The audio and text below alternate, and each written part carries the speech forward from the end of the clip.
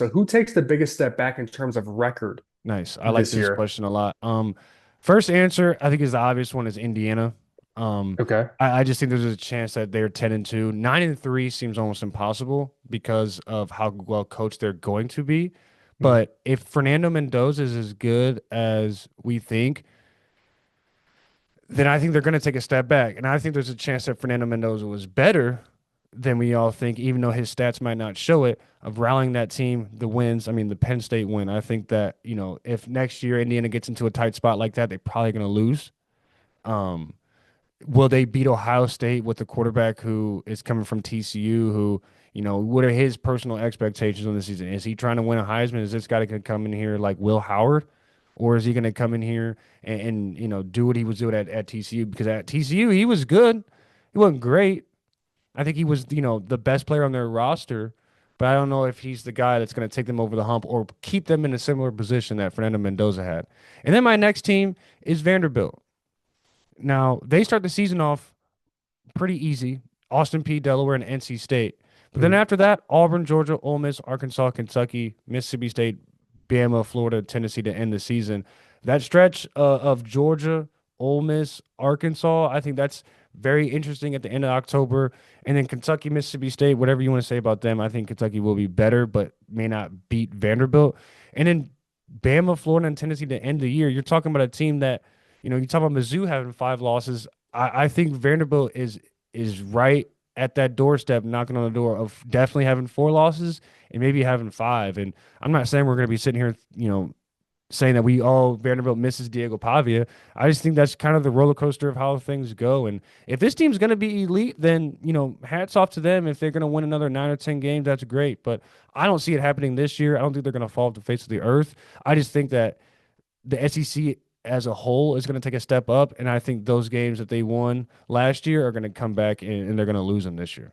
100%. I think you're not going to beat LSU, I don't think. And Right. that was interesting about Vanderbilt is they were like a tough physical team that, had a lot of attitude, but the defense wasn't that good. They kind Like of lost at the end of the year. Yeah, they had a lot of games to me that felt like they just kind of escaped.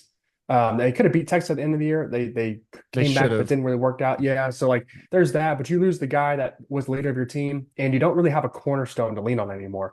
You're an okay running the football team. You were okay throwing it, and your defense isn't very good. That does not line up to me. Like to me, Clark Lee getting the extension that he got at the time that he got it was perfect because this is going to be a step back year for sure. That's a great Hmm. call by you. Hmm. I have four that just are obvious to me.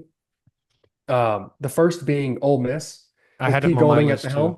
Yeah, I don't think that you can replicate what Lane was able to do. I think Trinidad Chambliss should have left for LSU. I think he should have gone with the guy that turned him into the superstar that he is. So right. I think that's a misstep, him and Charlie Weiss. So that's number one. I just don't think Ole Miss can do what Lane was able to do. I think Lane was underrated in how good of a recruiter. And I think talent acquisition, he was underrated in that category, I guess. Number two is Miami. I think Hmm. Miami had a lot of things that went their way that could have easily not. If they don't make the playoff, I'm asking Mario Cristobal what he is and what he's doing.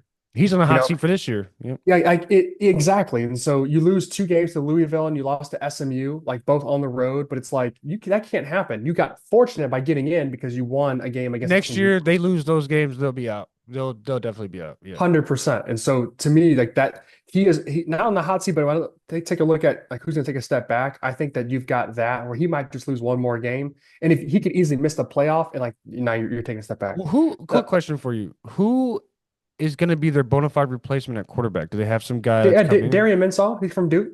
He, He's he's he's transferring, yeah, they're so they're going to get letting him. him leave Duke. Yeah, they're going to. There's some sort of pay package that they're going to pay Duke as far as the payout goes, and then he'll be able to walk, and he'll be on Miami's team.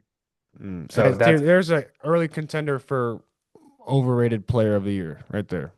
In that he situation, was the highest paid guy, and he has not produced. But he's now, over. That's DJ Lagway Jr. situation coming all over again. to be fair, Darren Mensah is actually a pretty good player, and I don't know if Duke has the best athletes. No, So but like, mhm. I don't know. We can disagree on this one. We can talk about it later because I think he actually has some star power. If we go back and we put the film on, I think that there are some plays that he made that you're like, yeah, this guy he could do it with the right setup. You We'll see. know, you throw the ball to Malachi Tony, buddy, he'll make it look good. And then I think Texas Tech, and I'm sticking the Big 12 here. Texas Tech will take a step back. I think that they kind of caught fire with getting a really good D line. I Hmm. think that they caught a lot of people off guard. I think that people didn't understand what this was about. They also had experience at the linebacking core with Rodriguez being Yeah. there and being a star player. And honestly, he's showing out at the Senior Bowl practices from what I was seeing. He's a really good player. So I think they have a chance to really step back. And by that step back, I mean just lose like 2 games or more. I think it's very doable for them. And then also in the Big 12, BYU. I don't think they're going to be the same team again. I don't think That's anybody's fair. going to be Yeah. surprised. I Hmm. think that they obviously they returned the quarterback, but it's like this is a very limited football team that maybe last year they played the best they were going to play. Now everybody has their shot, everybody has their number. Like they know how to stop them, put that Hmm. Texas Tech film on, and we know what to do. So those are my four as far as taking steps back for the year. Do you have any others, or should I move on to the next one? No, you can move on because Ole Miss is my next one, and it's kind of depending on if Ahmad or not, if Trinidad Chambliss kind of gets that eligibility back or not. I think he will. I think again, this is going to be the year of lawsuits as it always is, and they already started Darian Mintz on everything. And Desmond Williams at Washington, same thing. He Yeah. damn near ended up in court. He stayed. So who takes the biggest leap? I have two. I'll answer first, and you can go. As far as teams go, I don't know if I'm going to see for the first two names I'm going to read off. I don't know if I'm going to see a record improvement, but I'm going to see a like I can finally watch these teams on TV and enjoy the football I'm seeing. Is Kentucky with Will Stein? That's the Oregon OC that moved on.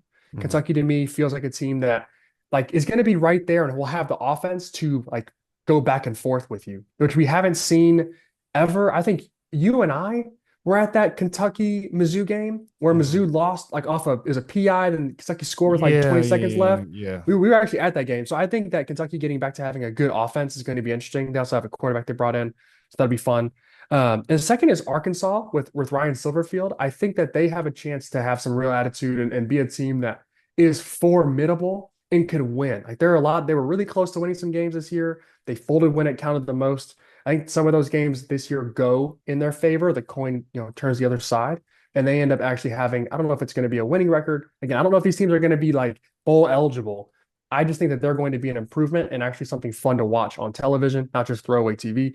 And then lastly, Oklahoma State. I think they're going to be a Yeah. lot of fun to watch. I don't know how competitive the Big 12 really is. Like we had Iowa State sitting up there as a team that like was consistent, had good coaching, and had good players. Well, they're all gone now.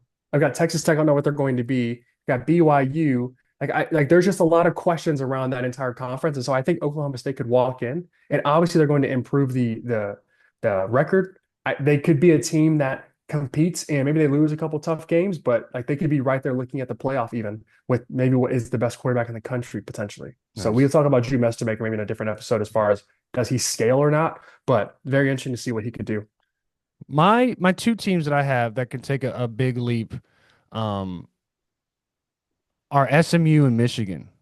I think Michigan has a chance with Kyle Whittingham because I think he's a really good coach. Hmm. I think he's going to bring the right talent out, and I think he's going to develop Underwood the right way.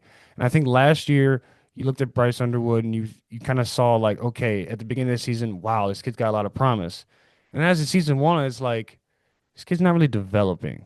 And you would want your star player, one of the best players in the country that I think he can be, to develop along the season. I don't know what injury he might have had, and now he's going into this offseason fully healthy, hopefully with a better wide receiver core, with some transfers.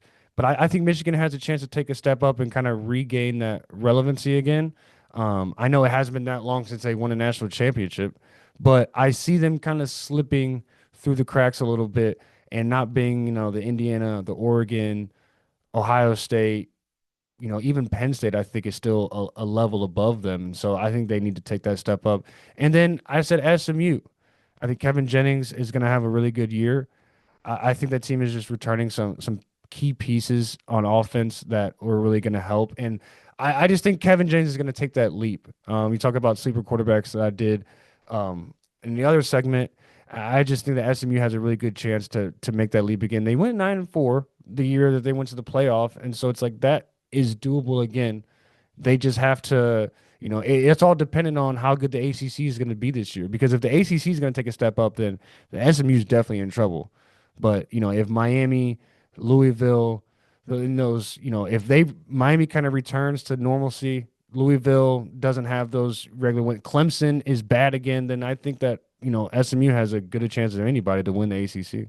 I like SMU's coach Rhett Lashlee a lot. Yeah, I'm not a believer in Kevin Jennings. I don't see it. I've watched numerous games. I obviously watched the one where they beat Miami. To me, there's a lot of like he is a lesser version of Marcel Reed at Texas A&M. And I've seen Marcel Reed in big games. He plays very well. And then the playoff, he didn't play as well. And so, like, to me, I just don't know what I see. it's a fair I don't know what I comparison. expect for Kevin Jennings. And so, we'll be on the opposite sides of that. You called Trinidad Chambliss being a star player early. You called Byron Brown being also a star player early. So, I'm not going to disagree with you because you certainly have an eye for it. I'm just going to say that I'm not on board yet.